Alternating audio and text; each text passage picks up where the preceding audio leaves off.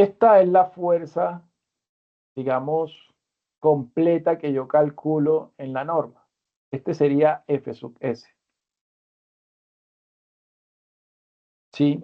Si yo no divido entre R, sino que yo diseño una estructura para que tome esa fuerza sísmica total, ¿sí? La estructura tendría este comportamiento, completamente elástico, ¿sí? A no ser que ocurra un sismo que esté por encima de esta fuerza F sub E. Es decir, que para todas las fuerzas menores a F sub E, como yo diseñé dentro del rango inelástico, esa fuerza ocurre, la estructura se desplaza, cuando la fuerza deja de actuar en la estructura se recupera y tiene un comportamiento lineal. ¿Hasta allí me expliqué o no me expliqué? Sí, señor.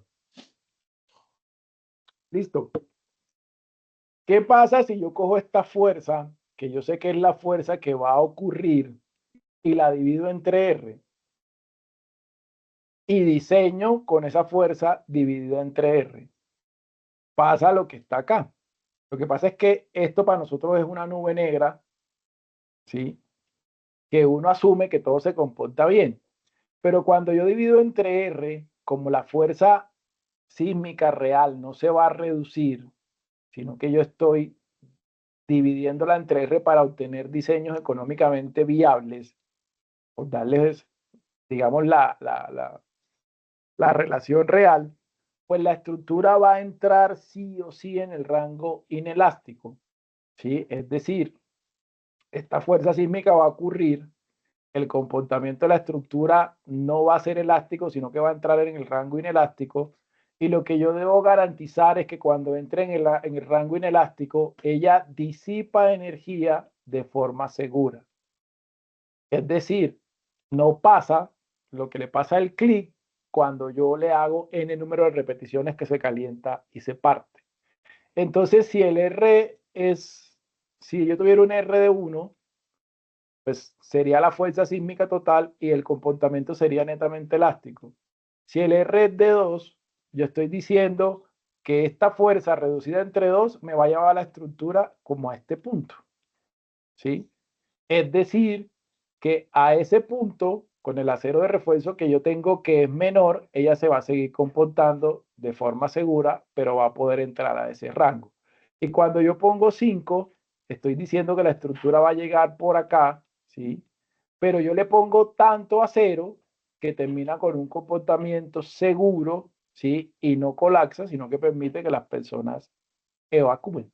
Eso es lo que estaría yo como diciendo cuando, ese sería como el comportamiento simplificado de la estructura cuando yo tomo esos R de diseño. No sé si cada vez Sí, lo dale. vamos a aclarar, no sé si cada vez Sí, se lo va vamos aclarando. aclarando más.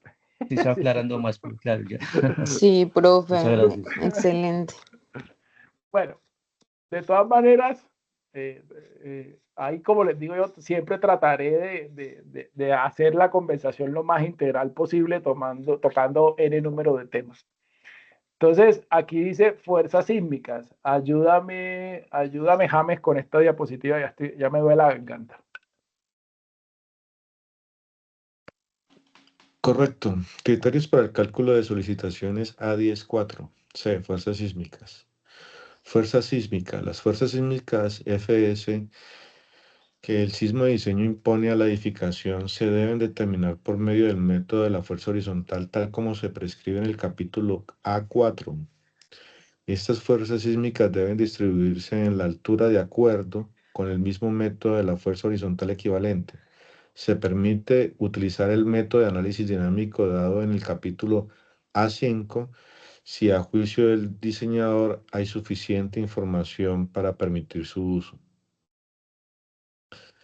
Cargas diferentes a las solicitaciones sísmicas. Las otras solicitaciones diferentes a las solicitaciones sísmicas deben determinarse siguiendo los requisitos del título B, con excepción de las cargas muertas, las cuales deben evaluarse con base en observaciones y mediciones de campo.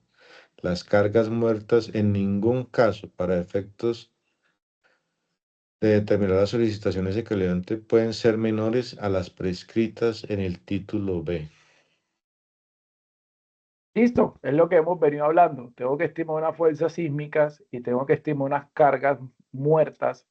Y nos dicen que como en ejercicios de evaluación yo puedo prácticamente estimar mi carga muerta con mediciones reales, estas no pueden ser menores a las que nos prescribe el título B.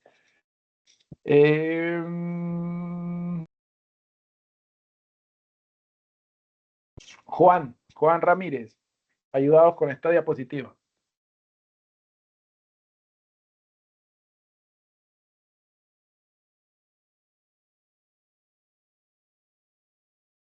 Ok, entonces vayamos con María del Mar. Listo, señor. Evaluación y reforzamiento sísmico de edificaciones, criterios para el cálculo de solicitaciones, A.10.4, análisis estructural.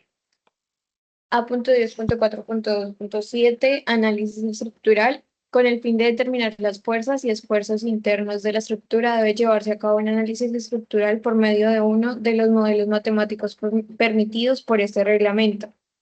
A.10.4.2.8, obtención de las solicitaciones equivalentes. Las diferentes solicitaciones que se deben tener en cuenta se combinan para obtener las fuerzas internas equivalentes que se emplean en la evaluación de la estructura existente. Esta combinación debe realizarse de acuerdo con los requisitos del capítulo B.2 del reglamento, por el método de diseño propio de cada material estructural. En cada una de las combinaciones de carga requeridas, las solicitaciones se multiplican por el coeficiente de carga prescrito para esa combinación en el capítulo B.2 del reglamento. En los efectos causados por el sismo de diseño se tiene en cuenta la capacidad de disipación de energía del sistema estructural, lo cual se logra empleando unos efectos sísmicos reducidos de revisión E, obtenidos dividiendo las fuerzas sísmicas F sub S por el coeficiente de capacidad de disipación de energía R', E igual a F sub S sobre R'. Profe, una cosita, ¿puede poner la diapositiva anterior un momentico, por favor? Claro que sí.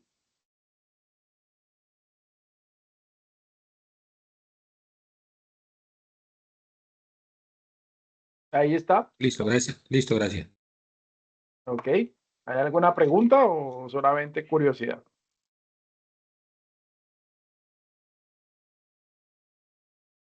Bueno, entonces en el análisis estructural, así básicamente como lo conversamos ya, pienso que no hay que hacerle más ampliación a esto. Debo hacer un análisis estructural siguiendo algunas de las metodologías, sobre todo para el análisis sísmico que están determinadas en la NSR10, que recuerden que podemos hacer fuerza horizontal equivalente, análisis dinámico elástico, análisis dinámico inelástico o tiempo historia. Son las 4 metodologías validadas en la NSR10. Y ya el tema de las combinaciones de carga, que casualmente lo estábamos chismoseando, están en el capítulo B2 y nos hacen énfasis de que tenemos que trabajar con el R', que ya también hemos conversado con respecto a eso. Entonces, el tema del modelo matemático, que es el modelo tridimensional que uno genera en un software de diseño, la norma, digamos que nos hace una serie de recomendaciones, ¿sí? Esto que está en A10, yo lo puedo reforzar en A5. Es un modelo tridimensional con diafragma rígido, puede que sí o que no. Puede ser un modelo tridimensional con diafragma flexible según las condiciones que yo vea en campo. Y puede ser un modelo que tiene limitaciones en el plano vertical, ¿sí? Digamos que para modelar, nuestra norma nos da una serie de recomendaciones y nos pide que chequeemos las irregularidades, sobre todo en planta, para que podamos desarrollar un modelo acertado y que represente el comportamiento real de la edificación. Al final, en estos ejercicios de evaluación, nosotros estamos haciendo una relación entre la demanda, que es lo que imponen las fuerzas que estamos evaluando, muertas, vivas, sismo, contra la capacidad, que es lo que resiste el elemento cuando yo lo evalúo en campo, según sus secciones transversales y el acero de refuerzo. Entonces, allí, ayúdanos, Mauricio, ayúdanos con esto. Criterios para el cálculo de solicitaciones A10.4. Relación demanda-capacidad.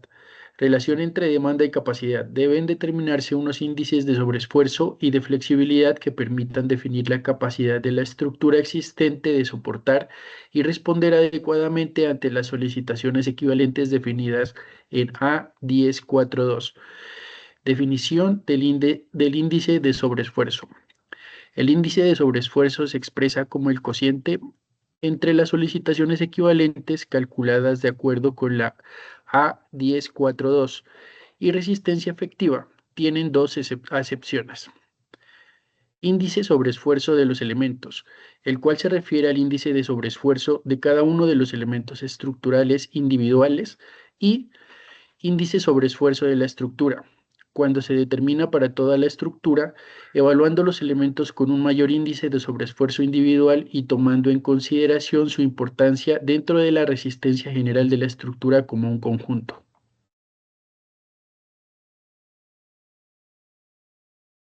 Listo. Entonces ahí nos dicen que básicamente hay unos criterios de evaluación, que en ese criterio de evaluación está el índice de sobreesfuerzo y que el índice de sobreesfuerzo se halla para la estructura en general y para los elementos, y que el de la estructura general es el mayor de todos los índices de sobreesfuerzo de los elementos. No sé si hay alguna duda en ese criterio. Ayúdanos, John López, Señor. con la siguiente diapositiva. Ayúdanos con la siguiente diapositiva. Listo, sí, señor. A.10.4.3.2. Determinación del índice de sobreesfuerzo. Para todos los elementos de la estructura y para todos los efectos tales como cortante, flexión, torsión, etc., debe dividirse la fuerza o esfuerzo que se le exige al aplicarle las solicitaciones equivalentes, mayorada de acuerdo con el procedimiento dado en el título B del reglamento y para las combinaciones de carga allí dadas allí.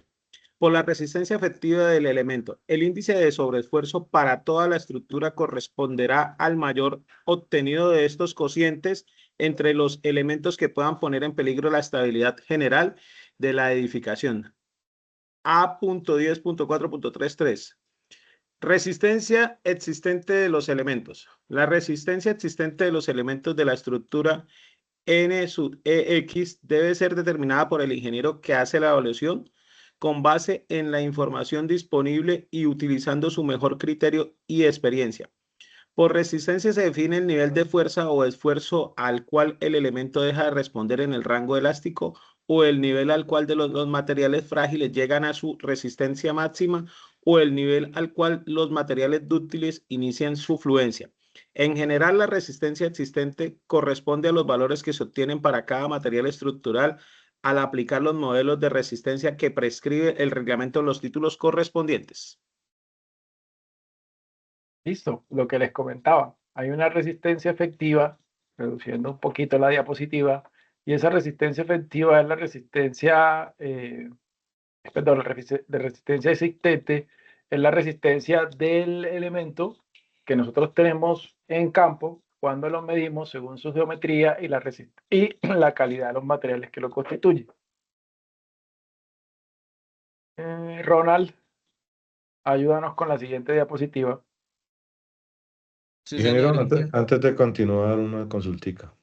Sí, Ese índice, listo, se saca la relación entre lo que tenemos de resistencia y las solicitaciones. Puedo- pero este es sobre flexión, sobre cortante, sobre torsión. ¿Para cada uno hay que darle un valor?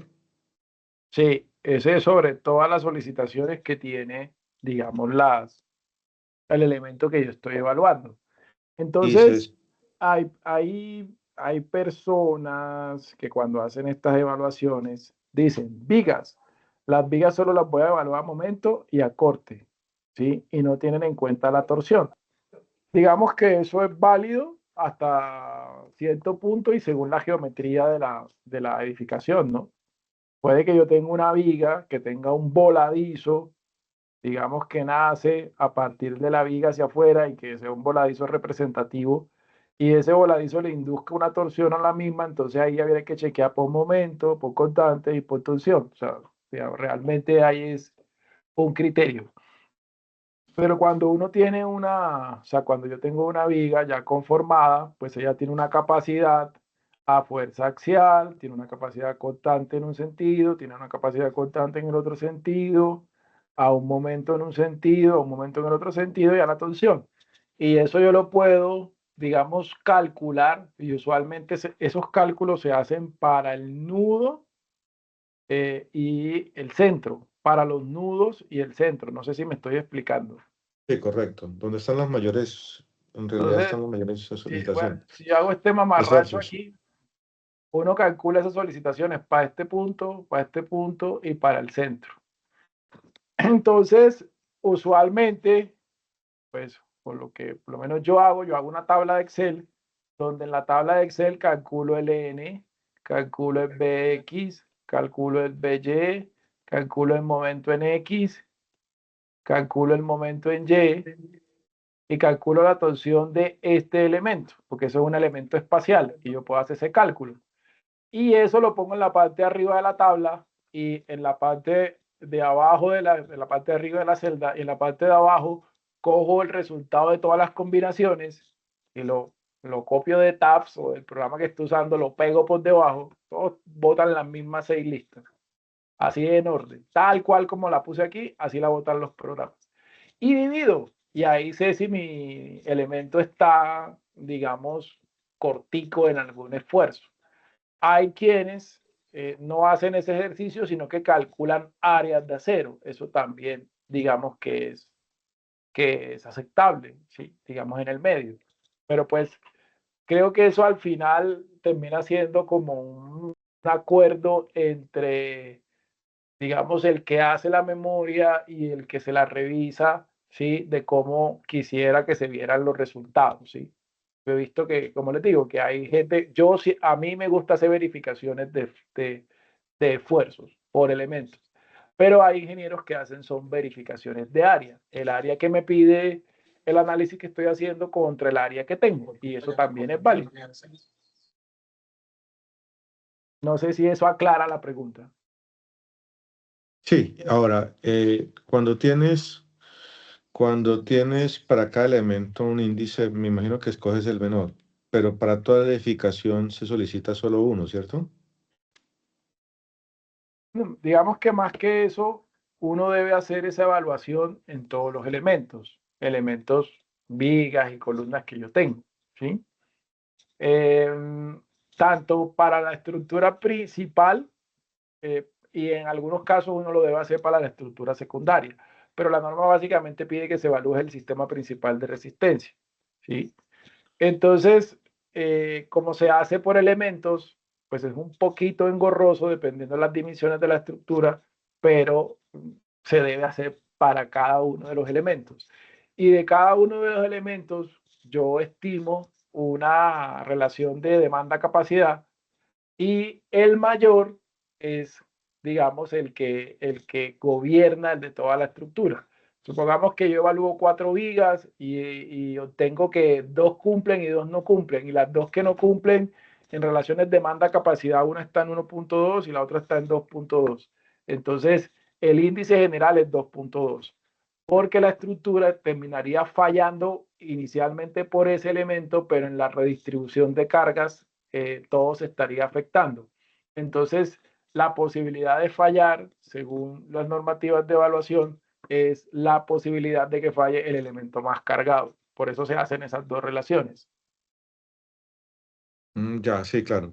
Se escogería ese, pero ese valor sería el que se le daría a toda la estructura. Es decir, que O sea, por un elemento que falle, ese sería el índice para toda la estructura. sí, así es. Así lo dice la norma, con ese sesgo. Sí, sí. No, es que de hecho lo he hecho. Sí, ya lo he hecho. Pero entonces, claro, me sigue pareciendo Exagerado. todavía exagerado, sí. Sí, Entonces quería corroborar no, así es. ese. Sí, sí, sí, así es. Y a mí también me parece exagerado, pero ajá. Eso tiene una Ok. justificación técnica en lo que te decía, o una justificación experimental más que técnica, y es que como tú estás haciendo un análisis elástico, eso es lo que tú estás haciendo inicialmente por derivas, y haces un análisis inelástico sin conocimiento porque estás dividiendo en un R, eh, pues la norma lo que está haciendo es en un criterio conservador diciéndote, venga, la vulnerabilidad de esta edificación es la del elemento que tiene el mayor esfuerzo. Eso es Sí, lo que apela básicamente ese ejercicio, ese ejercicio así como lo plantea la norma. sí, sí, correcto. Listo, mira, muchas gracias. No, con todo gusto. Bueno, aquí que les traje bueno, aquí traje como, esto está más desactualizado, pero este es como una serie de ensayos, o los ensayos más típicos que uno desarrolla en evaluación de edificaciones. Y estos eran como unos precios de referencia, pero esto es como del 2000, imagínate, esto es como del 2004, del 2024, o sea, esto ya está desactualizado. Me toca actualizar esa tabla. Aquí les puse como los ensayos más comunes que se hacen, que son núcleos, el martillo de rebote, la carbonatación y los contenidos de cemento para el concreto y el acero de tensión, el ensayo de tensión en barras de acero para el acero de refuerzo. Y aquí les ponía, como les decía, como unos valores referentes, como para que ustedes se hicieran una idea de cuánto costaba cada uno de esos ensayos, pero pues, digamos, son valores del 2024, por ahí que hayan subido un 30% después de la subida del salario mínimo, entonces háganle, más o menos eso es lo que puede estar costando. Estos también son precios de referencia. Este valor de núcleo ahora cuesta 345.000 pesos, más o menos. Ensayos, valores característicos. Aquí puse uno del tema del módulo de elasticidad, de lo que les había comentado ayer. Cuánto pueden estar costando esos ensayos según algunas cotizaciones que teníamos de referencia en ese tiempo. Entonces, eh, acá, ¿qué dice? Dice criterios para el cálculo de solicitación en relación demanda-capacidad. Esta resistencia efectiva era la que yo les decía, que al final es con la que se evalúa la capacidad de la estructura. Por eso estos dos coeficientes es importante evaluarlos con mucho criterio, porque si yo le pongo a este punto 6 y a este punto 6, termino reduciendo la capacidad existente al 36%, o sea, que es un montón. Entonces uno debe ser muy juicioso y tratar de tener los mejores criterios cuando utiliza esos factores de reducción. Ya acá estamos hablando de los índices de flexibilidad.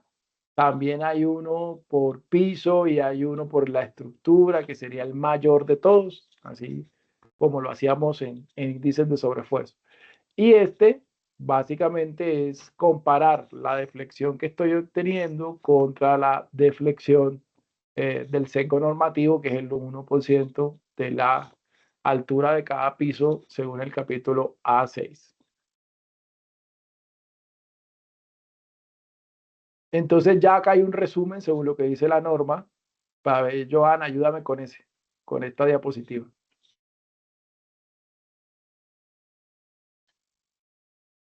Ok, Pepe. Análisis de vulnerabilidad o evaluación de edificaciones. A10.5. A10.5.1. General. El análisis de vulnerabilidad sísmica de una edificación existente consiste en los siguientes aspectos. A.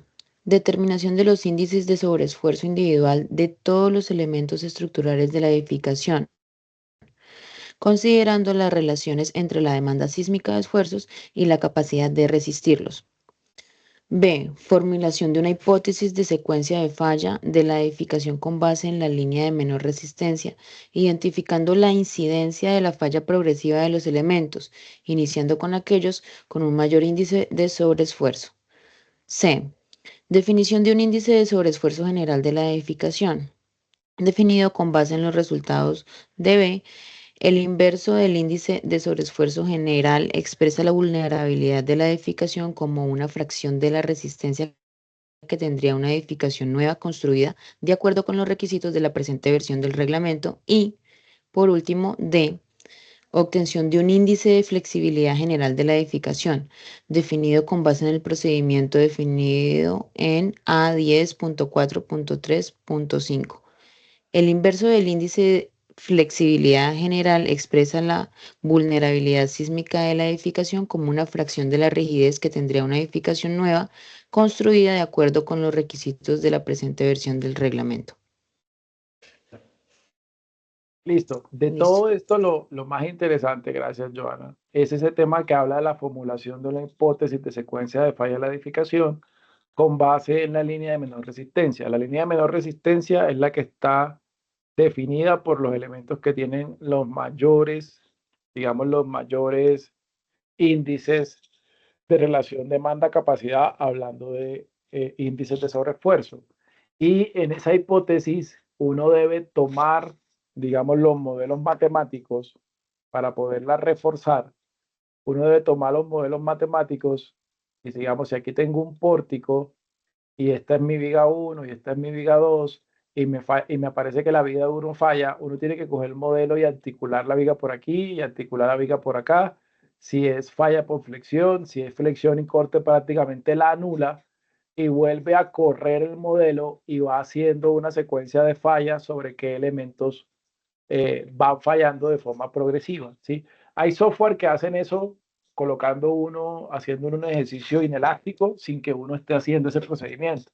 Pero como usualmente el análisis que nosotros hacemos es elástico, porque no digamos, deterioramos el material, uno lo puede ir cuantificando haciendo este ejercicio así como se lo estoy contando. Si la viga falla solo por flexión y no por corte, uno coge y la articula a los extremos, corre el modelo a ver qué pasa con los otros elementos. Si la viga falla por flexión y corte, la anula del modelo y lo vuelve a correr a ver qué ocurre con los otros elementos. Obviamente la viga se anula con un elemento nulo en el modelo, pero la carga se mantiene. No sé si me estoy explicando. Bueno, eso depende mucho en lo que uno modele, pero yo pensaría que ustedes algo han modelado, entonces me entienden cuando les digo eso de que coloco un elemento nulo para que se mantenga la carga, pero le quito el elemento para simular que ese no aporta rigidez al sistema.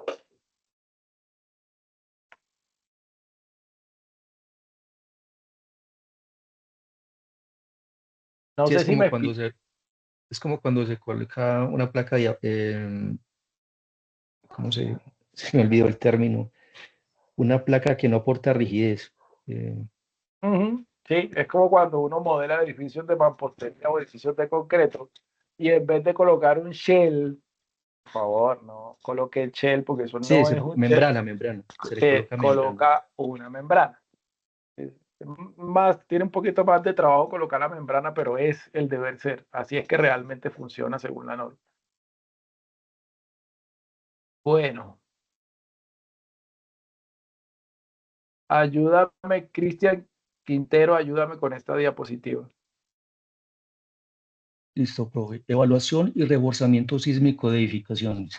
Análisis de vulnerabilidad o evaluación de edificaciones. A10.5. Edificaciones indispensables. En la verificación de la vulnerabilidad sísmica de edificaciones indispensables existentes se debe incluir, además de lo indicado en A10.5.1, al menos los siguientes aspectos. A. Identificar la influencia de los movimientos sísmicos de diseño del capítulo A2 y de los movimientos sísmicos correspondientes al umbral de daño del capítulo A12. B. Determinar el cortante basal resistente de la edificación en su totalidad, ya sea por flexión o por esfuerzos cortantes, teniendo en cuenta los diferentes mecanismos de colapso posibles. Esta evaluación puede realizarse utilizando el procedimiento definido en el apéndice A3. Esta verificación puede realizarse para la distribución en la altura de la edificación en las fuerzas sísmicas horizontales que prescribe el método de la fuerza horizontal equivalente, capítulo A4, o el método del análisis dinámico, capítulo A5. Y C, debe por medio de metodologías inelásticas adecuadamente sustentadas como la presentada en el apéndice A3, llevar a cabo la identificación del modo de falla prevaleciente, ya sea por flexión o por cortante. El valor de coeficiente de capacidad de disipación de energía R' a emplear debe ser concordante con la sustentación indicada, con la secuencia de degradación de rigidez y resistencia esperadas, y con su influencia en la vulnerabilidad sísmica de la edificación. Apéndice Ok. A3, procedimiento estático no lineal. Push Ok. over a consultor. Pushover. Entonces, acá en esta diapositiva les quería comentar que cuando hay edificaciones indispensables, se amplían las posibilidades de la metodología y que la norma en el apéndice A3 tiene un procedimiento no lineal que usualmente es un procedimiento más refinado, mucho más trabajado. Es hacer análisis no lineales o análisis inelásticos y que esos análisis usualmente son más trabajados pero dan mejores resultados. Es decir, evalúan de una forma más integral la edificación.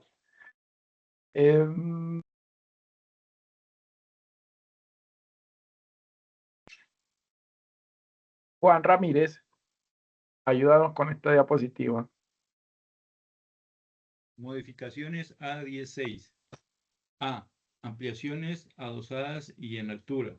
B. Actualizaciones de reglamento. C. Modificaciones, construcciones o renovaciones menor al 10%. Ok, muchas gracias, Juan. Esas son las, digamos, los puntos de partida que tiene la norma para uno evaluar o no evaluar, reforzar o no reforzar. Ustedes hay veces se van a ver sometidos a esas discusiones y les van a preguntar, ingeniero, ¿esta edificación hay que reforzarla? Y ustedes pueden decir, no, por esto, por esto, por esto, o sí, por esto, por esto, por esto y por esto. Entonces, están las ampliaciones adosadas. Dice, si la estructura antigua y la nueva están separadas, la estructura nueva debe cumplir con la NSR 10. Si la estructura antigua y nueva están separadas, se debe dejar una junta apropiada según A6. Si la parte antigua hace parte de la licencia de construcción, esta se debe reforzar hasta que cumpla la NSR 10. Creo que ¿es que es? Pues me trabé. Creo que Ronald nos estaba preguntando eso en la mañana. Ronald o Mauricio, no me acuerdo cuál. Después dice, si la estructura antigua y la nueva trabajan en conjunto. Digamos que esta es la primera condición cuando hay una ampliación adosada. Si yo la separo, digamos que no tengo ningún lío, a la antigua no tengo que hacerle absolutamente nada. Si yo la quiero reconocer, a la antigua tengo que hacerle un proceso según el capítulo A10 de la NSR 10, básicamente. Dice, si las estructuras antiguas y nuevas trabajan en conjunto, la distribución de las fuerzas horizontales deben distribuirse según la rigidez de cada porción. Se deben evitar efectos torsionales o irregularidades. Esto es bien importante porque lo que nos está diciendo la norma acá es que cuando yo hago una metodología de reforzamiento, el reforzamiento no me puede inducir irregularidades, ni en planta, ni en altura, ni en ausencia de redundancia. Y hay veces uno revisa, está revisando, digamos, ejercicios de vulnerabilidad y reforzamiento y se encuentra que colocan elementos que inducen ese tipo, digamos, de irregularidades. Y eso no es correcto según la normativa. Cuando la porción antigua se intervenga adecuadamente, que era lo que yo les decía, que uno puede intervenir algunos elementos o los más críticos para no castigar la estructura de forma global, se permite modificar su R, así como su coeficiente de reducción phi sub E. Les recomiendo que si tienen esa opción, apelen a ella, porque pues no vale la pena castigar toda la edificación solo por 2 o 3 elementos o por una porción en específico. Efectos en la cimentación. Hay que demostrar que la cimentación de la porción nueva no afecta a la antigua. Hay que demostrar que el conjunto soportará y transmitirá oportunamente las cargas de suelo. A17 nos dice, debe demostrarse que la cimentación de la porción nueva no afecta la cimentación de la parte antigua y que el conjunto se comportará adecuadamente. En aquellos casos en que la cimentación antigua deba soportar cargas de la porción nueva, debe hacerse una exploración de la cimentación antigua, supervisada por un ingeniero geotecnista que demuestre que existe la capacidad adecuada para resistir las nuevas cargas que se le imponen sin efectos nocivos. También había alguna pregunta sobre eso. Algunos ejemplos, ¿sí? Digamos, esta es una edificación existente, esta es la edificación nueva, están separadas por esta junta, entonces no tengo que meterme con la edificación existente, sino solamente diseñar la nueva con los requerimientos y prescripciones de la NSR 10.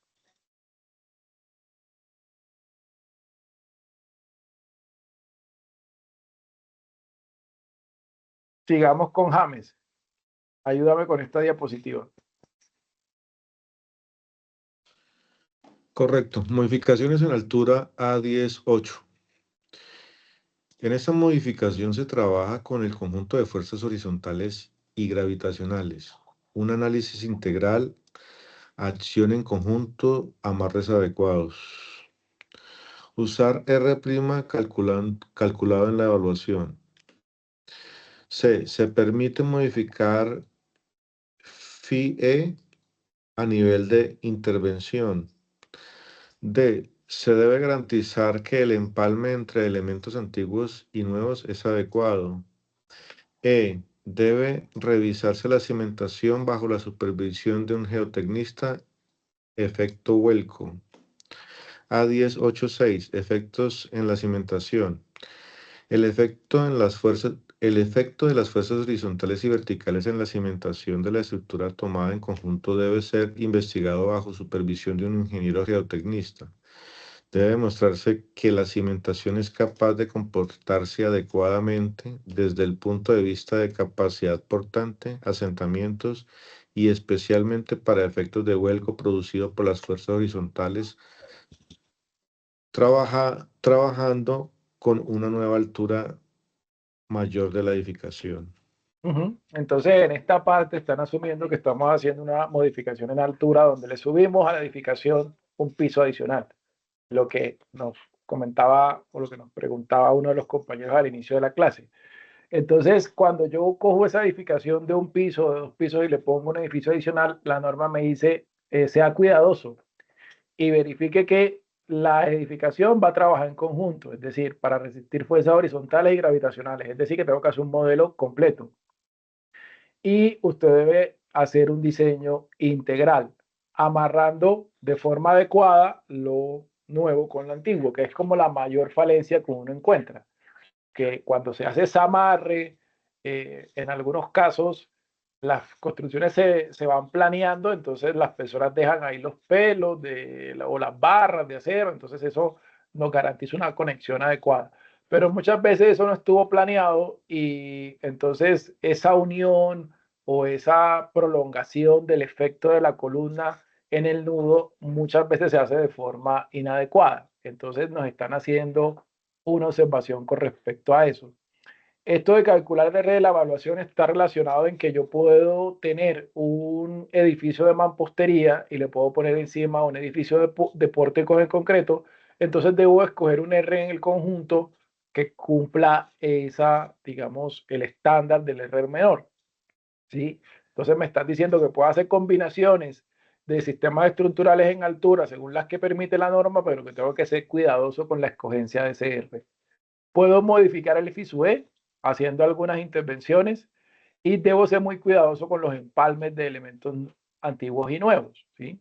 Y debo revisar el efecto de vuelco porque si estoy sumando la altura, de pronto las zapatas, cuando yo compare las fuerzas sísmicas por su brazo contra la capacidad de zapatas y de cimentación en general y la profundidad de anclaje, de pronto me ve que en un efecto sísmico la estructura se gira.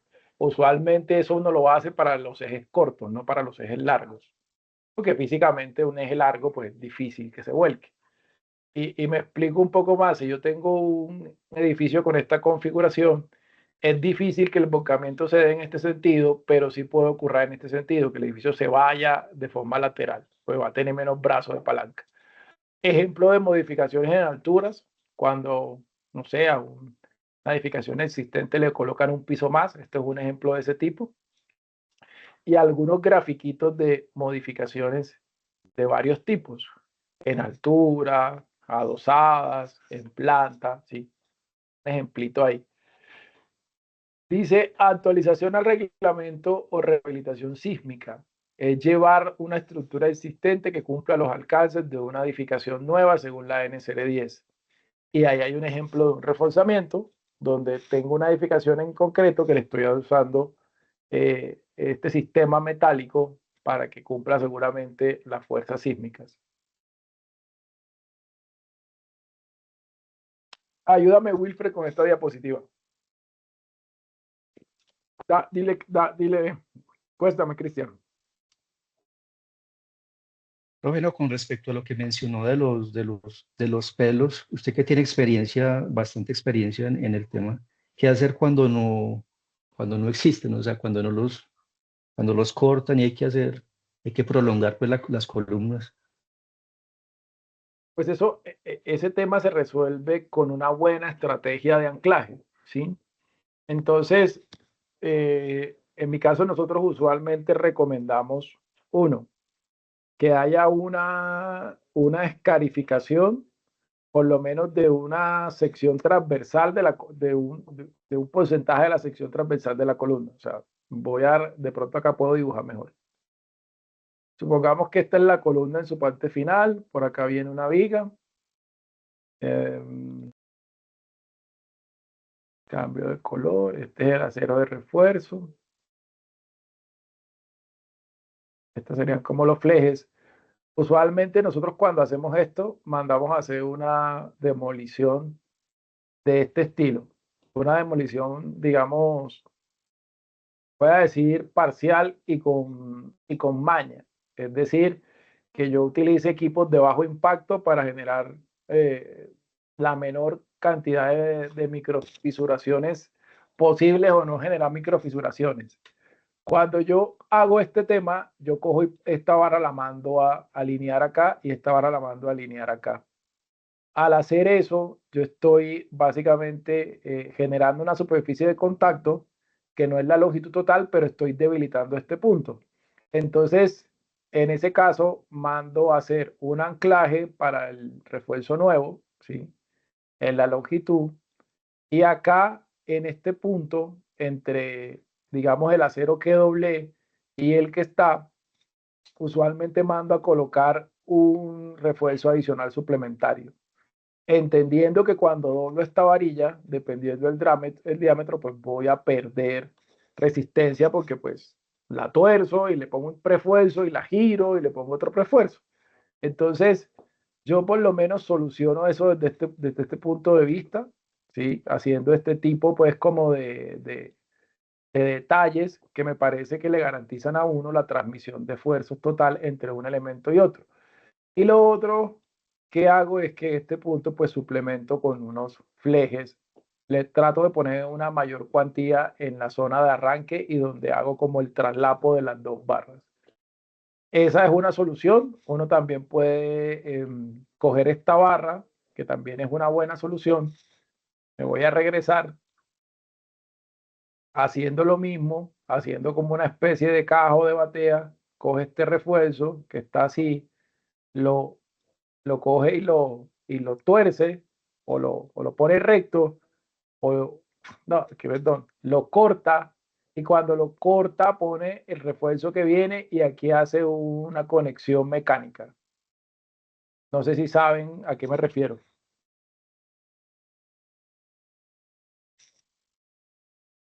Sí, señor. Sí las he visto, Inge, pero Sí. no las utilizo. Ahora unión soldada. ingeniero, me salta una inquietud. Valen un ojo de la cara, pero ajá, son prácticas en muchos casos. Cuando hacemos, incluye dentro de, pues hablando de reforzamientos, soldadura, ¿se pueden hacer? Sí, uno puede soldar. Es más, hay una normativa NTC, hay una normativa NTC que está, digamos, alineada para nosotros hacer soldaduras en campo. ¿Qué es lo que pasa con la soldadura de campo? que la soldadura de campo es cansona, porque la soldadura de campo, uno, pide un soldador con un nivel de precalificación que es prácticamente para petroleras. Dos, pide un tratamiento de superficie que también es exigente, pero que se puede hacer. Tres, pide que uno precaliente la barra, y creo que ese es el más maluco, porque hay que hacer un precalentamiento de la barra más o menos entre 150 y 200 grados para colocarle la otra y hacer la soldadura. Entonces, por eso ese tipo de, digamos, de ejercicios, cumpliendo la norma rajatabla, a la gente no les gusta mucho, porque realmente es complejo, sobre todo hacer el tema del precalentamiento, porque tendría que tener uno un equipo como de oxicorte y ponerle la llama y caliente eso y Subir mirarle balas. exacto, y mirarle la temperatura. Entonces sí, iba a decir iba a decir una mala palabra, ya estoy muy coloquial. Entonces se puede, pero pues es cansón, ¿sí? A ver si les consigo por acá la norma. Es cansón, créanme que es cansón y por eso a la gente no le gusta hacerlo. Pero ustedes sí lo pueden, o sea, si yo tengo toda la estrategia y los requerimientos, pues yo hago mi soldadura de campo, ¿sí?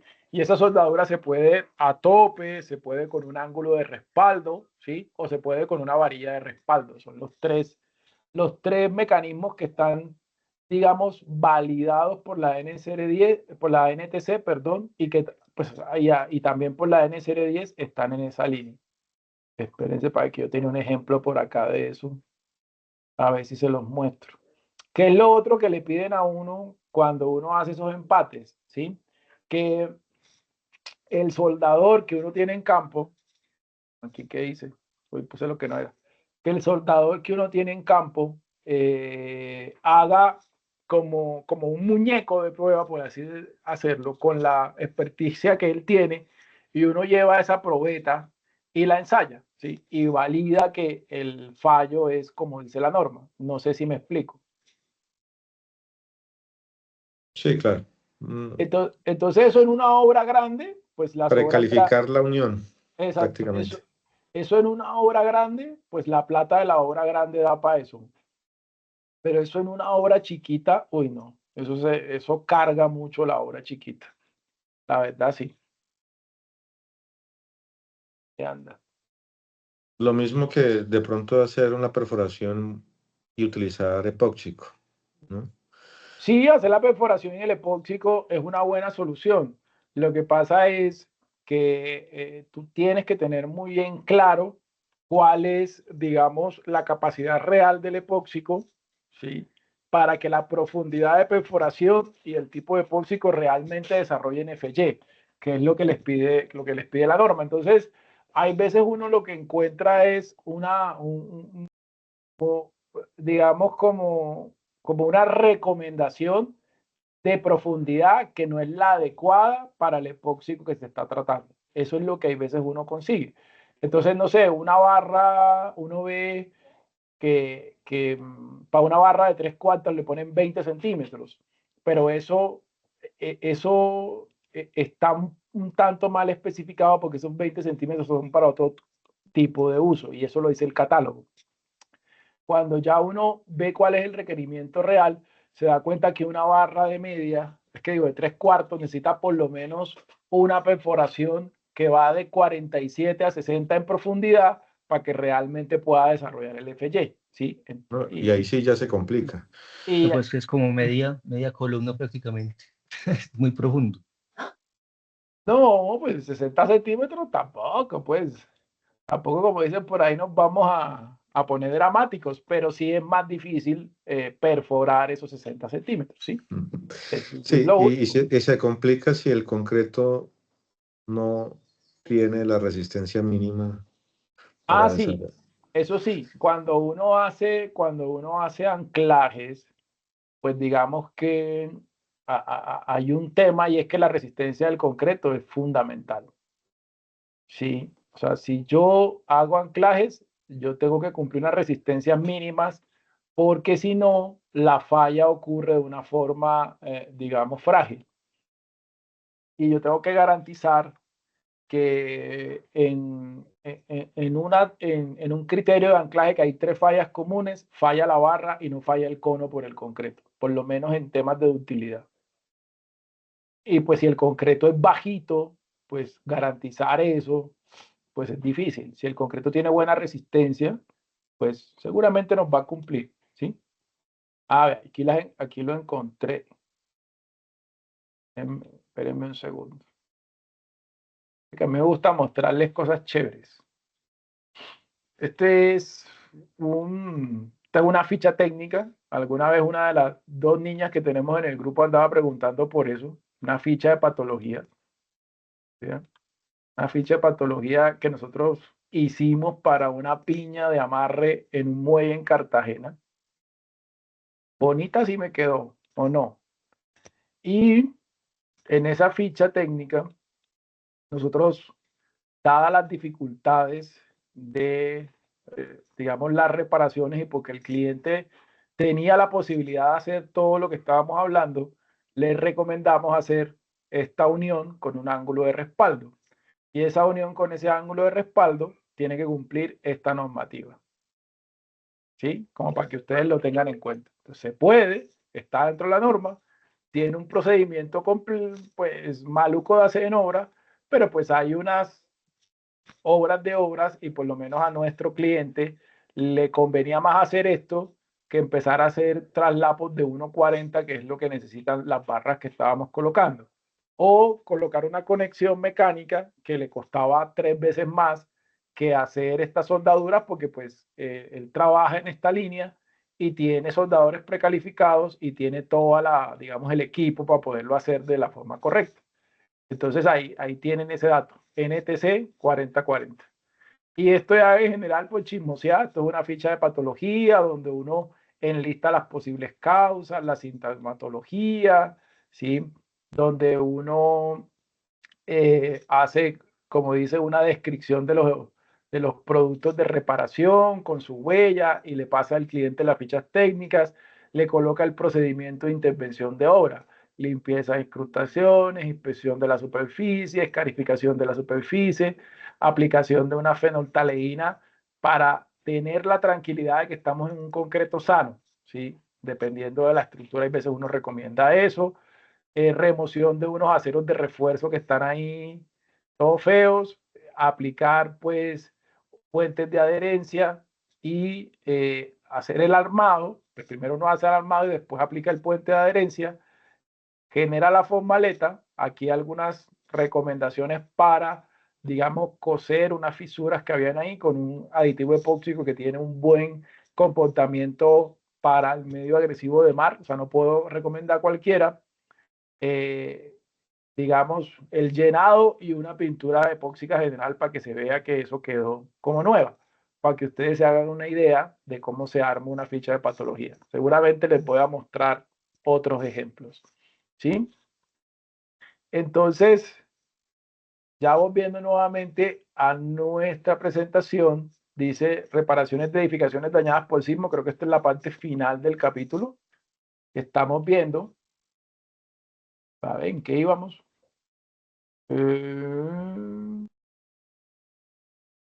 Ya sería Cristian Alvarado. Ya Cristian, el otro ya leyó, ya nos ayudó. Cristian.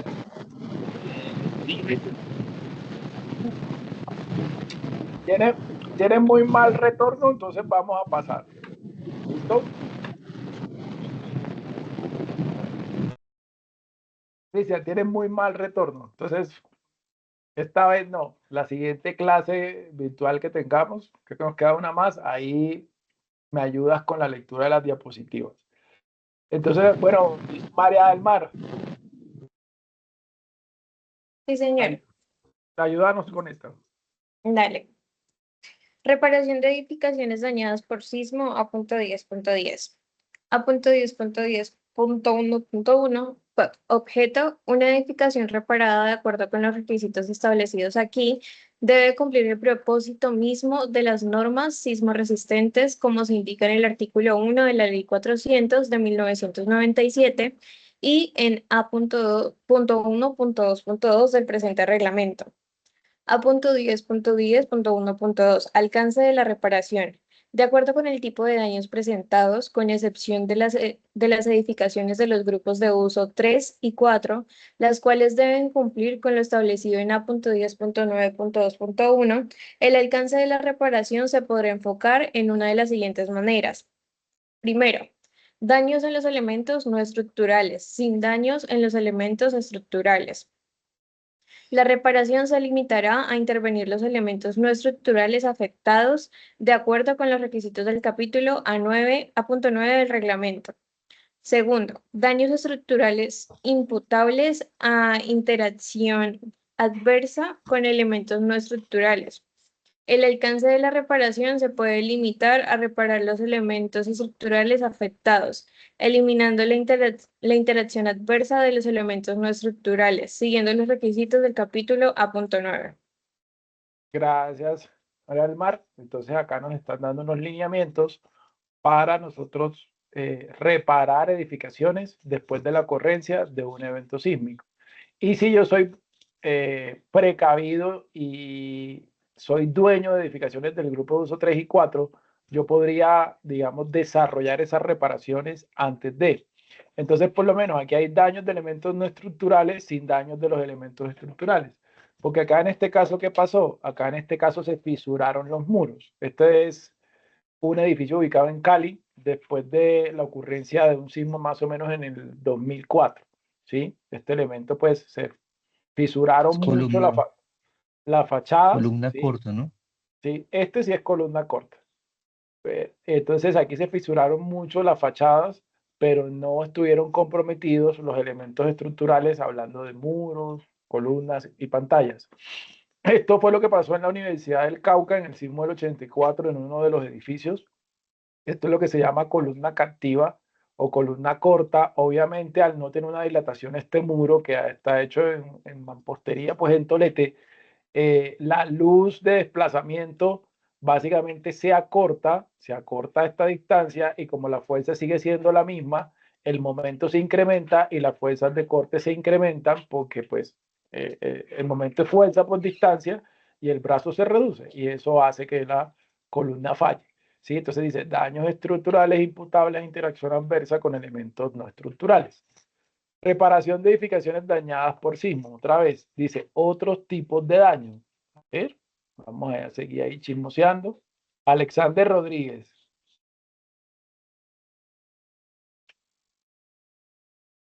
Alexander Arciniegas, profe, yo no sé.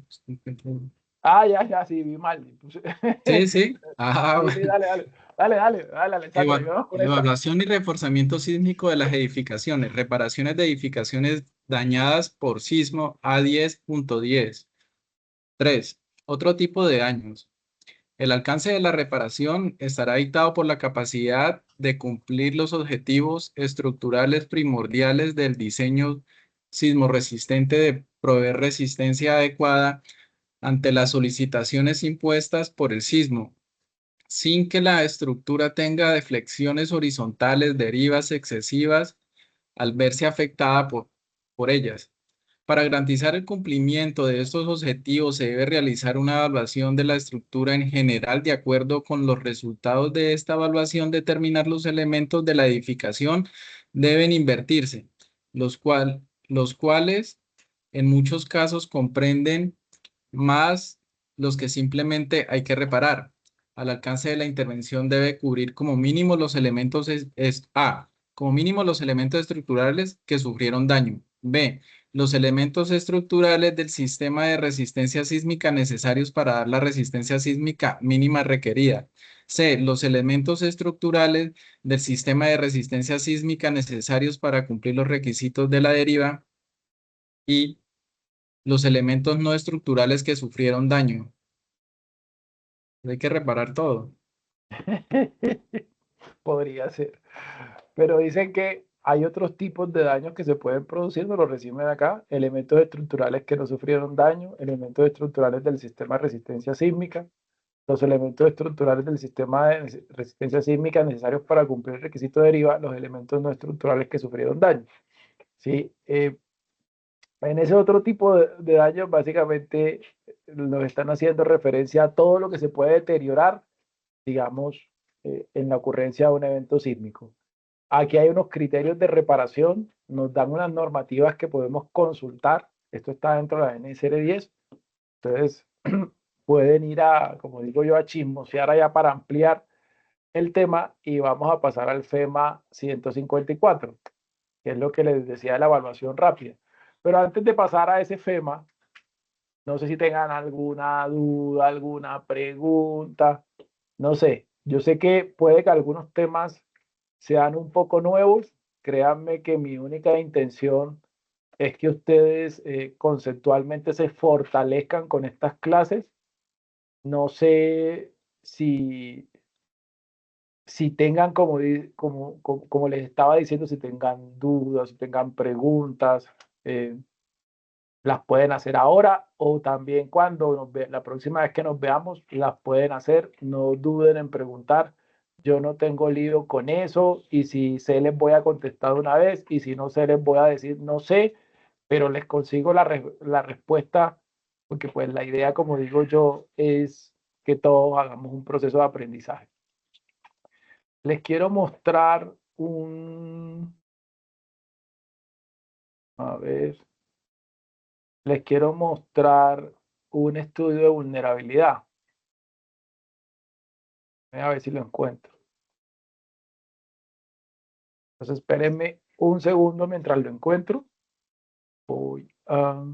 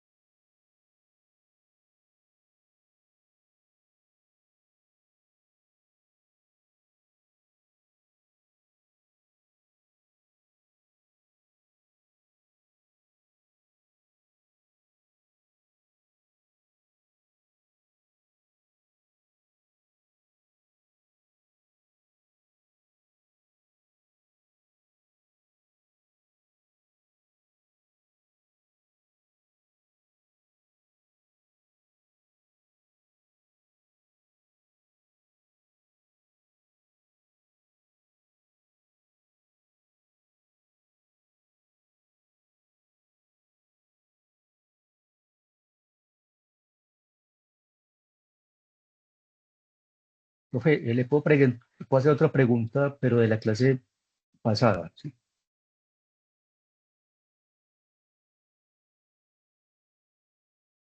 Claro, claro, pregunten. Aquí no cobramos por eso. Es más, ya ustedes pagaron por preguntar, más bien. Pregunten. Profe, respecto a la adición de homosílice, ¿sí? Sí, Que dice que en las ventajas habla de aumento en la resistencia a la compresión a edades tempranas, ¿sí? Pero en las desventajas dice disminución en la resistencia a flexión, ¿sí? O sea, el tema es que como el concreto se funde monolítico, entonces va a tener un problema en las vigas a flexión. Pues yo sé que es poquito, pero lo afecta, ¿sí? no, sí, lo que pasa es que, ¿qué les cuento ahí? Ustedes tienen a atender un sesgo de cuando hablamos en concreto, siempre están pensando en vigas y columnas.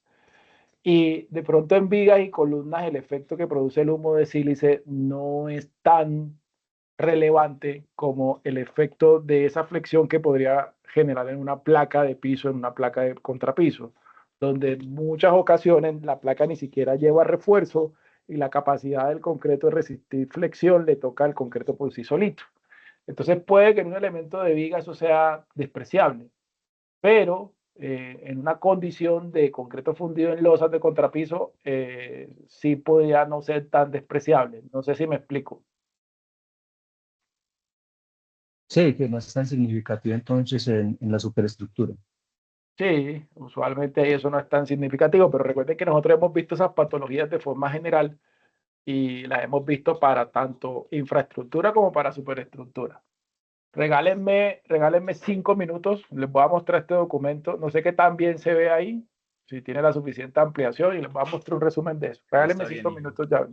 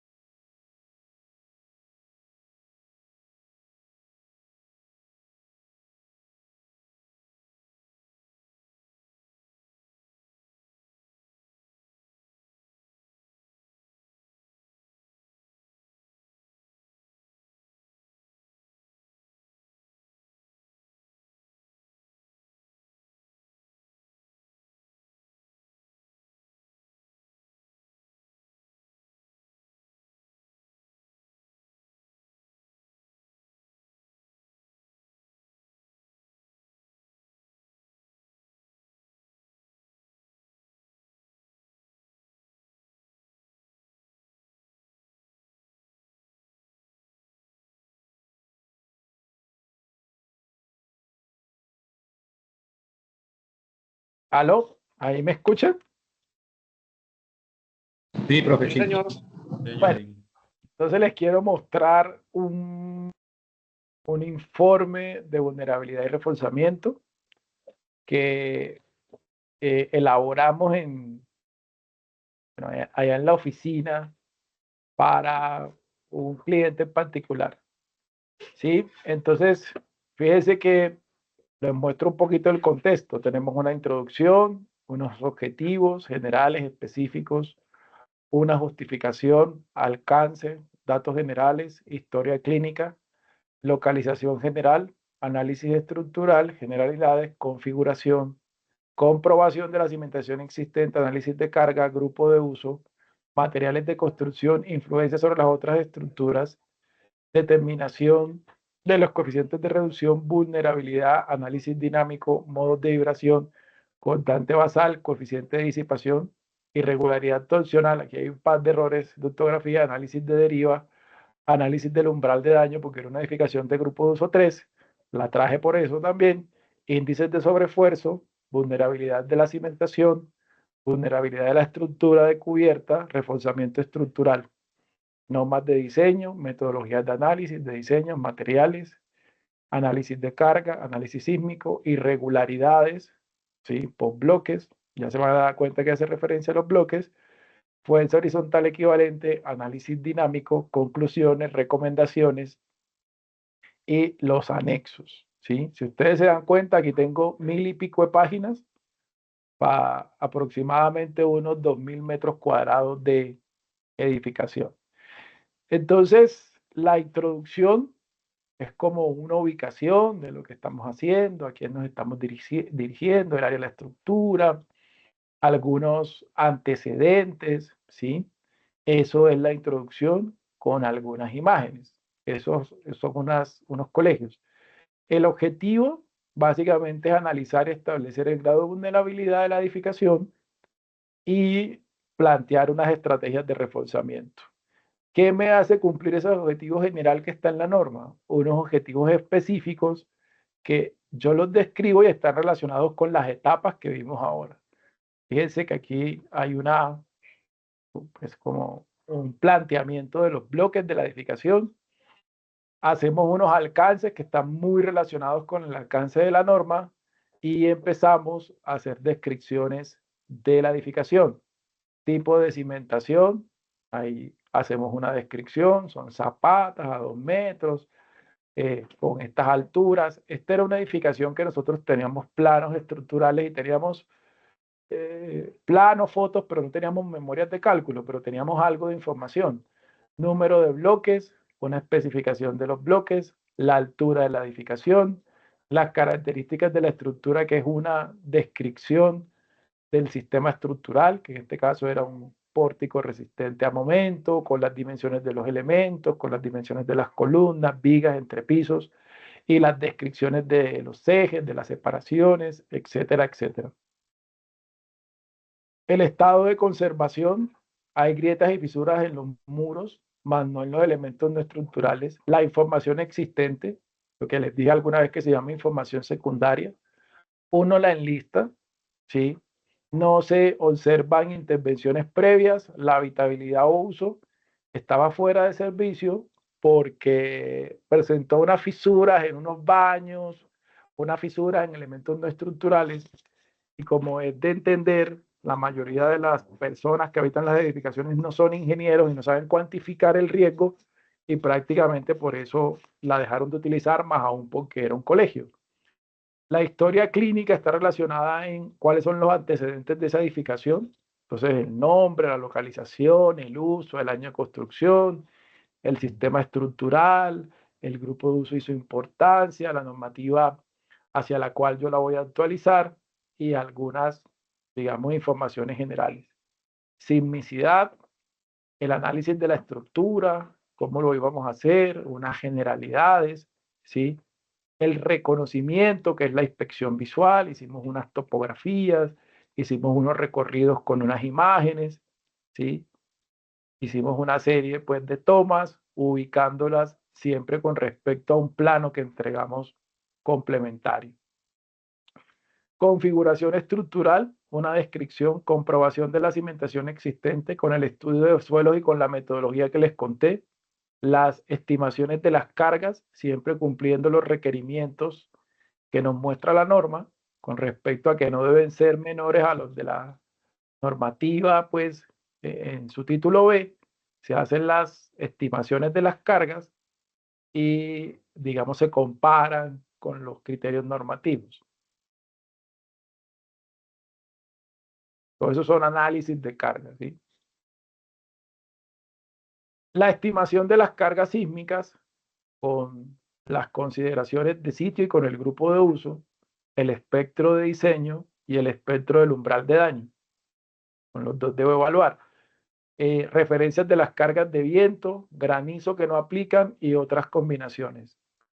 Las cargas que voy a analizar, las combinaciones que voy a analizar y las combinaciones de servicio para evaluar la cimentación.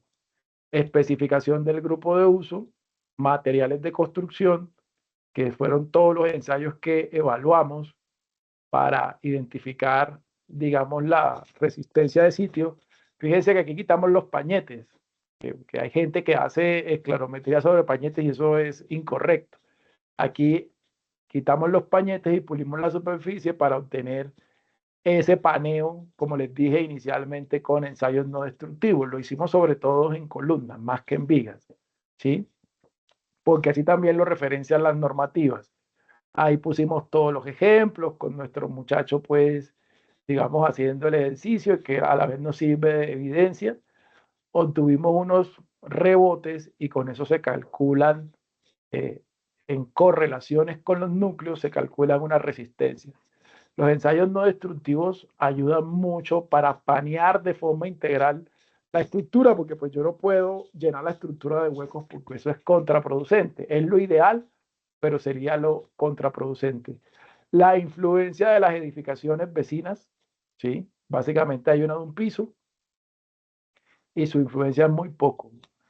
Los coeficientes de reducción, que están dados, pues, como les decía, en las irregularidades, perdón, de la calidad de la construcción y del estado de la edificación, son en general muy buenos, porque las resistencias que también encontramos son buenas y estaban muy relacionadas con lo que especificaron los planos.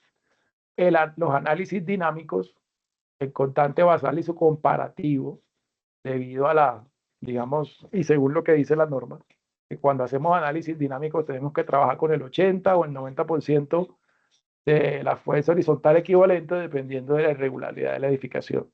Factores de corrección.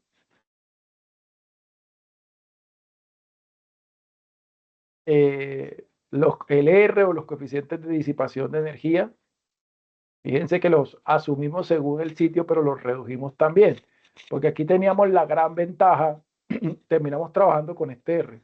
Acá teníamos la gran ventaja de que teníamos los planos estructurales de la edificación y fotografías e imágenes de cómo se hizo. Los análisis de desplazamientos a nivel de derivas, de irregularidad torsional, pues ahí están un poquito por bloques. Modelos matemáticos, creo que viene más adelante, se muestran, se especifican los nudos, unos análisis de las hechas de cubierta.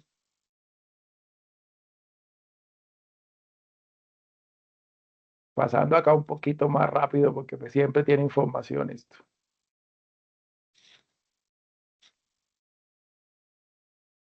Y acá los anexos. Estas son exploraciones que se hicieron en campo de los elementos, ¿sí?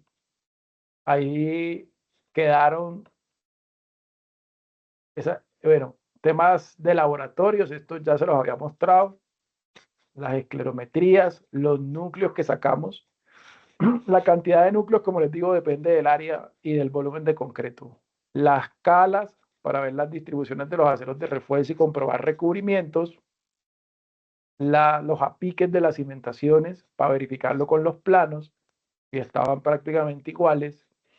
Y ferroescanes para mirar si lo que teníamos en campo estaba relacionado como estaba en planos, y sí, la verdad, estaba muy parecido.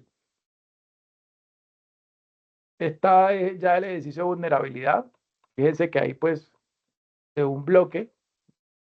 Fíjense que ahí pues estamos identificando las diferentes posiciones de los pórticos evaluados, pero pues ponemos un esquema tridimensional. Eso ya es vulnerabilidad.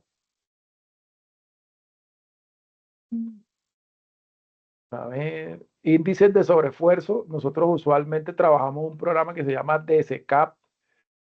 Y el DSCAP es un programa que tiene digamos, la ventaja de que uno coge la estructura, le mete digamos, los aceros existentes, le mete la resistencia del concreto y le carga los resultados del modelo matemático y él le estima los índices de sobreesfuerzo de cada uno de los elementos y según las combinaciones y se lo muestra. Esa es una metodología y le hace un resumen de los superiores, que son esos que ustedes ven ahí. Pero pues ustedes pueden utilizar la metodología que ustedes consideren, todas son válidas. Aquí ya son, digamos, resultados de las memorias, del esfuerzo, de las zapatas, en fin. Y así, digamos, se arma una memoria de este tipo. Después, creo que por acá ya me pasé un poquito más, hicimos el ejercicio del reforzamiento, de colocar el reforzamiento digamos, de la propuesta de reforzamiento y evaluarla como tal. Así que hay algo un poquito más disidente. Y es está acá, un resumen un poquito más, digamos, como digo yo, un poquito más agradable de ver. Esta es la edificación con sus bloques. Aquí estamos contando qué metodologías usamos. Esta que es la que seguramente les daré la clase que viene porque ya vamos sobre la 1, pero utilizamos estas metodologías de evaluación, la localización, la referencia de los microclimas, resúmenes, ¿sí? Lo que encontramos a nivel de las cimentaciones. Realmente las vigas de cimentación debían ser reforzadas.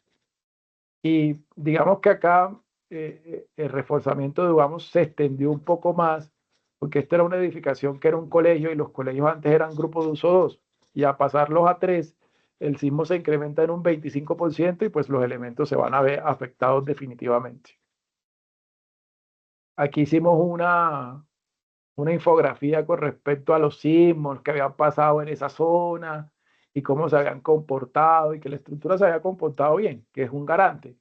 Esto es un acta de revisión de cómo uno puede, digamos, clasificar la edificación y en diferentes estados. Fíjense que aquí uno revisa, digamos, las condiciones de la estructura y le da un valor de ninguno, leve, moderado, severo y fuerte. Nosotros hicimos un esquema de ese tipo que nos pidió la gobernación.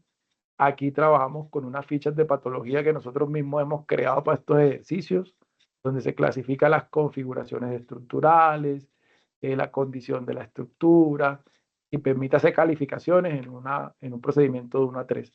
Esto era lo que les decía del procedimiento de la toma de las imágenes, un plano donde se hace un barrido en este sentido de las manecillas del reloj y se ubican las fotos y se ubican los ensayos, los resultados de los ensayos, las resistencias de los concretos, la campana pues de la distribución de las resistencias normales y un ajuste de las resistencias como tal a través de unas metodologías.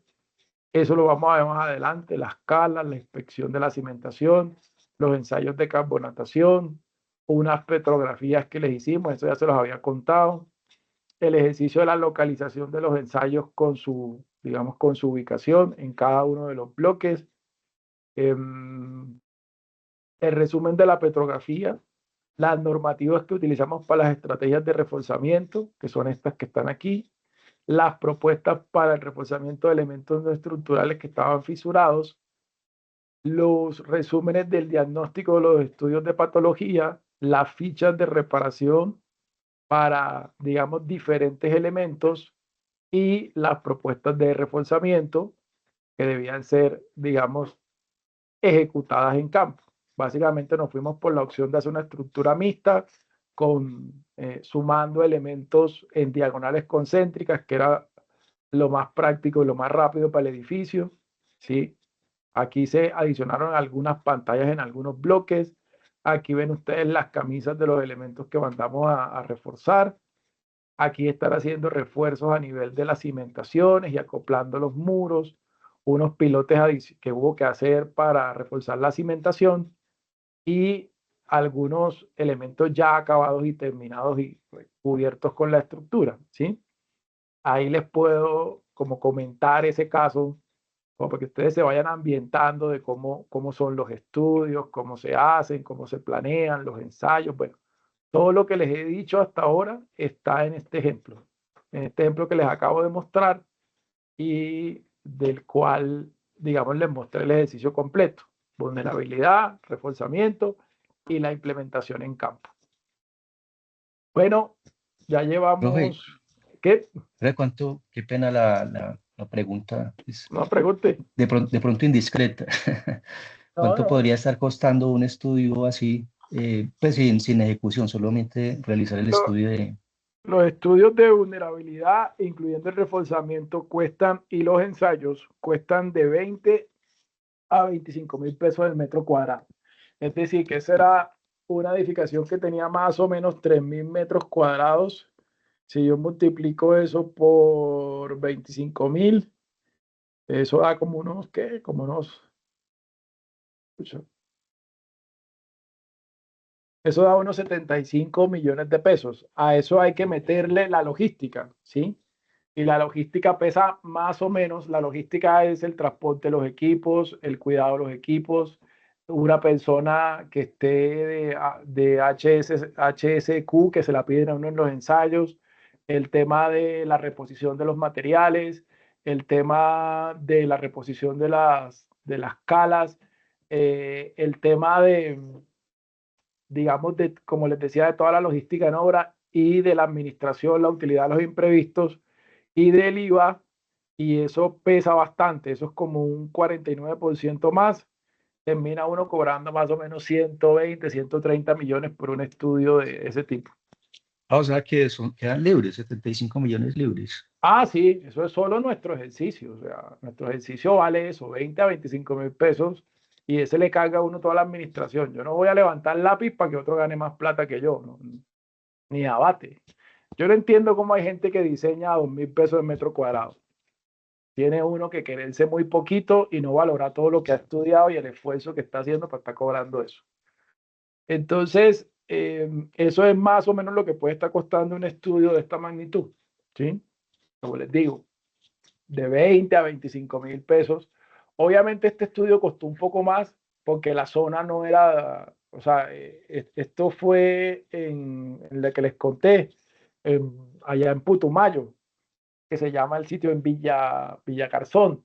Entonces allá no hay equipos, entonces tocó llevar todos los equipos ¿desde dónde fue? Creo que fue desde Pasto, no me acuerdo. Pasto, o creo que desde la misma Neiva, no me acuerdo ahora. Pero ahí la logística siempre pesaba bastante porque tocaba transportar todo eso. Entonces, siempre solo impactaba al proyecto, ¿sí? Pero bien interesante la No, ganancia. pero también, sí, yo por ejemplo lo que vi, o sea, es un proyecto que la verdad vale la pena lo que cobró porque es un trabajo bien, Ah, lo, no. pero sí, Nosotros todo lo que hacemos tiene un nivel ya estándar que está definido por nuestra oficina, porque no nos podemos desprestigiar. Y eso es lo que eso es lo que ustedes tienen que hacer. Ustedes tienen que buscar unos estándares de calidad, y hay clientes para todo. ¿Sí? Hay clientes que no puede trabajar con uno porque quiere que uno le cobre muy barato. Y hay clientes que pueden trabajar con uno porque pues están dispuestos a pagar un buen ejercicio de ingeniería. Eso es lo que uno tiene que empezar a buscar, buenos clientes. Aquí les puedo mostrar unas foticos más que tengo. Bueno, estos son unos refuerzos. Aquí reemplazamos las cerchas y las cerchitas de cubierta por unos perfiles, digamos, en lámina delgada. Eso ayuda mucho. Aquí vean un refuerzo de cimentación con una demolición parcial de la viga para meter los pilotes, porque pues sí había un error a nivel de la cimentación. Aquí ya esa viga fundida, aquí un cabezal de pilotes, las láminas que las llevaron en medias mitades para poderlas soldar en campo. ¿Qué más hay por acá? Bueno, unos ajustes que se hicieron a nivel de cubierta, cosas de vigas, los muros que debieron pues como demolerse de forma parcial para poder poner las diagonales. No, eso es un proyecto, la verdad, interesante, ¿sí? Y como les digo, cuando uno hace buenos trabajos, los trabajos hablan por sí solos y los clientes usualmente acceden a pagar lo que uno les está cobrando porque el trabajo tiene cierto nivel de calidad, ¿sí? Y la calidad, como les digo, vale. Entonces, ustedes siempre tienen que acostumbrar a generar un diferencial y ese diferencial, digamos, está en eso, en qué ofrecen ustedes distinto a lo que ustedes compiten. Y por lo menos en mi oficina nos hemos acostumbrado a ponerle mucha técnica a lo que hacemos y a justificar lo que hacemos siempre con normas. Siempre vinculamos muchas normas. Si se dieron cuenta, eso tenía una bibliografía y la bibliografía era robusta. O sea, nosotros siempre estamos tomando decisiones bajo una consideración normativa. Siempre, siempre, siempre lo estamos haciendo. Y como les digo, tenemos un estándar de precios. Si ese estándar de precio al cliente le sirve, trabaja con nosotros y si no, pues no. Y ya, no pasa nada. Aquí hay gente para todo. De pronto mostrándoles esto de alta habitabilidad un poquito más. Como les decía, es como un resumen de las condiciones y uno mira la edificación. Las actas de habitabilidad son muy basadas en inspecciones visuales de la persona que digamos que las ejecuta con cierto nivel de experiencia. Y aquí lo que nosotros básicamente le comunicamos a la institución educativa es que ellos tienen una edificación que era completamente estable, pero que tenía unos problemas básicamente en elementos no estructurales, pero que esos problemas básicamente estaban en la rama de leve o moderado. ¿Y esto de dónde sale? Pues eso sale de manuales de inspección de edificaciones, digamos, que se dan a la puesta en servicio. Eso no me lo inventé yo. Yo básicamente lo que hice fue consultar varias normas y generar unas tablas que se acomodan a la inspección que yo estoy haciendo y que me permiten clasificar, darle unos puntajes y con esos puntajes tomar una decisión desde lo técnico, ¿sí? Eso como para que ustedes hagan una idea. O sea, aquí no hay nada que andar, digamos, inventando. Todo lo que nosotros hacemos tiene siempre un soporte técnico, tiene artículos, tiene estudios académicos, tiene tesis de grado, tiene información. Es que nosotros sepamos dónde están las normas, sepamos buscar y sepamos fundamentar lo que estamos presentando. Es básicamente eso. Bueno, yo creo que por hoy podemos parar. Me gusta. Quedo yo con la tarea ¿qué? De escribirles el correo como para que vayan trabajando el taller que vamos a resolver. El taller, recuerden que ahí les voy a dar unas indicaciones para que hagamos un taller con lo que hemos visto acá en clase, pero que ustedes lo fundamenten o no vayan más allá. Sí, Einer, cuéntame. Les puedo mostrar algo live. Hola, Inge. Inge, no, sino Señor. que yo no he escuchado, o no sé si sería bueno que su merced nos pudiese facilitar de pronto alguna de sus herramientas, por ejemplo, pues esto que es un poco mucho teoría, es como para leer, pues para el examen y demás, porque pues la verdad siempre es extenso. Yo les voy a hacer como un resumen de los temas que hemos dado hasta hoy.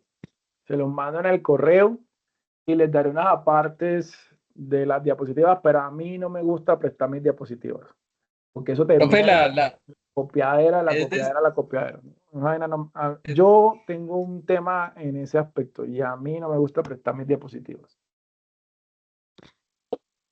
Vale, Dígame. ¿Es de selección múltiple? No, yo no hago exámenes de selección múltiple. Eso no existe en mi imaginario colectivo. Profe, ¿es de libro abierto? No, libro yo no cerrado. hago exámenes de libro abierto tampoco. Eso no O existe sea, en no mi podemos sistema sacar, operativo. no se puede No, sacar nada. no, no Ok. se puede sacar nada. Usted va a la guerra con la caja de herramientas. Pues, pero esa guerra indica que vamos a perder. No, no, porque estos temas, como les digo, son como muy... La ventaja de estas asignaturas es que los temas son como muy lógicos. O sea, no creo que vayan a tener problemas con eso, la verdad. O sea, nosotros hemos dado, eh, y si yo me voy a estas diapositivas, como les digo, les voy a hacer un resumen en el correo. Espero enviarles ese correo de hoy a mañana y enviarles también el correo digamos, el correo ¿de qué? Del taller. Nosotros hemos dado esto que está aquí y las dos y lo que dimos entre ayer y hoy. ¿Ya? Eso es básicamente lo que evaluaríamos en ese ejercicio y pues realmente son temas muy, siento yo, de muy manejo de la carrera. Este lo vemos después, tema bien interesante, lo vemos después. Sí, vayan preguntando, Dije yo lo puedo como escuchando. como para reducirlo, podríamos estar repasando bajo el resumen que usted nos comparta. Pues la verdad sí es bastante información y pues si son preguntas abiertas, pues yo voy más que todo a la forma en cómo respondamos en el sentido de que si toca mencionar X normatividad, términos obviamente más técnicos conforme a lo que hemos venido viendo, pero como para reducir, podríamos estar repasando o cerrando bajo el resumen que usted nos comparta y sobre ello es lo que usted va a preguntar básicamente. No, pues yo les voy a preguntar sobre lo que nosotros hemos visto hasta hoy. En eso serán las preguntas de la evaluación. Y pues yo lo que voy a hacer es copiarle los temas que hemos visto en el correo que les voy a enviar. ¿Sí? Y cuando yo hablaba de resúmenes, que voy a revisar las diapositivas y de pronto les sumo 2, 3 en ese correo que les envíe. Pero yo les pongo los temas y pues ustedes, digamos que tienen que repasar los temas. Además de eso, ustedes tienen las grabaciones, entonces ustedes pueden ir revisando las grabaciones y de paso van estudiando y van haciendo su resumen. Yo pongo exámenes de preguntas conceptuales. Yo no me pongo en la minucia de que dígame la norma tal. No, eso no va a pasar. Yo puedo preguntar si yo, o sea, por ejemplo, si usted es contratado por un particular para evaluar una losa de contrapiso y cuando llega a la inspección encuentra fisuras así, asado. Según lo que hemos visto, clasifique las fisuras y dígame eso por qué se dio. Eso es lo que, por ejemplo, eso es lo que yo les voy a preguntar. Los exámenes míos son de conceptos. A mí no me interesa que el estudiante se aprenda un montón de reglas que puede abrir un libro y ahí las puede conseguir. No, eso a mí no me interesa. El examen va a ser conceptual. Entonces yo le puedo preguntar, ¿por qué por qué es perjudicial la relación álcalis agregados en el concreto? Según lo que hemos visto en clase, ¿en qué tipos de agregados se produce esta reacción? Entonces, la relación álcalis agregado es perjudicial al concreto porque los álcalis del concreto reaccionan con la sílice de los agregados, generando un gel expansivo que se llama gel de etringita o gel de tobermorenita, y ese gel expansivo fisura el concreto desde la masa al interior, y como el concreto no resiste tensión, por eso se daña. ¿Qué tipos de agregados son? Los vitros, los ópalos, etcétera, etcétera, etcétera. Esas son las preguntas que yo hago. Yo no me pongo pues a andar con misterios. Entonces, a eso me refiero yo con que el examen será conceptual. Y en esa línea ustedes tienen que ir preparados en lo conceptual.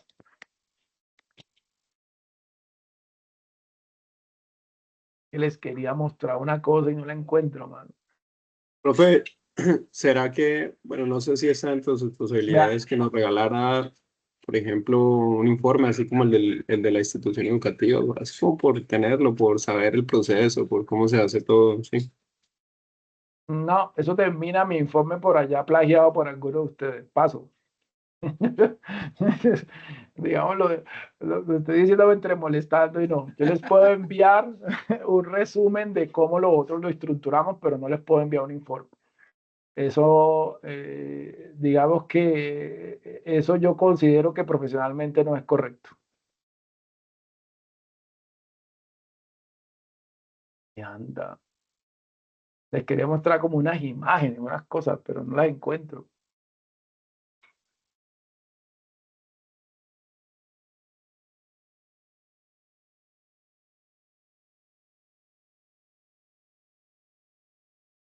Bueno, digamos que ¿esto qué es? Si esto es- no, digamos que lo vamos a dejar por hoy así porque les quería como mostrar unas imágenes y no sobrecargarlos más con temas, digamos, de conceptuales y todo eso. De todas maneras, ya es la una, casi una y seis, casi 1:30. Siento que hay un punto en que ya uno académicamente no, como dicen por ahí, está, pero no está. Y se hace pues poco académico el espacio. Y tanto para ustedes como para mí. Básicamente me quiero despedir. Sé que nos veremos por allá en 15 días de forma presencial, pero yo estaré pendiente al correo por si ustedes tienen alguna pregunta o algún tema, ¿sí?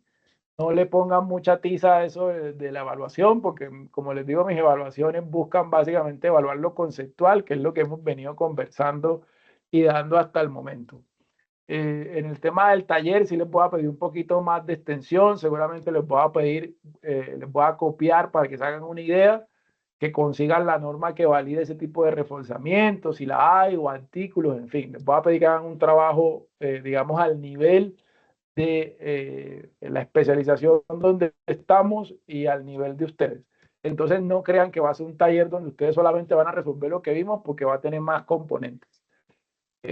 Y aprovecharé, como les digo, para hacer una distribución en ese correo del tema individual que va a manejar cada quien. La idea es dejar eso listo de hoy a mañana. Entonces yo estaré enviándoles un correo, entonces estén ustedes pendientes al correo.